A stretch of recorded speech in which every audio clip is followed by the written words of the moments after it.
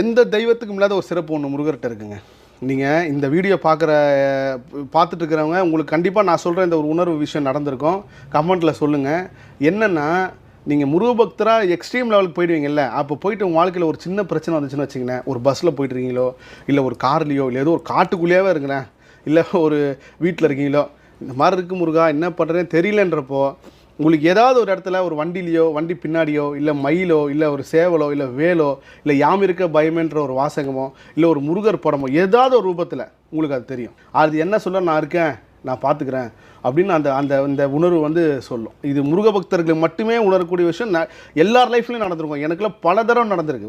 ஒரு எக்ஸ்ட்ரீம் ஒரு ப்ராப்ளத்தில் வந்து கூட இருந்து ஒருத்தர் ஏமாற்றிட்டாருன்றப்போ, இதுக்கப்புறம் வாழ்க்கை இல்லைன்ற நினச்சிட்டு வரப்போ, எனக்கு முன்னாடி ஒரு வண்டி சர்ருன்னு வந்து இப்படி போது, பின்னாடி யாம் இருக்க பயம்னு சொல்லி குழந்தை முருகர் இருக்கார். இது முருக பக்தர்களுக்கு மட்டும்தான் நடக்கும்.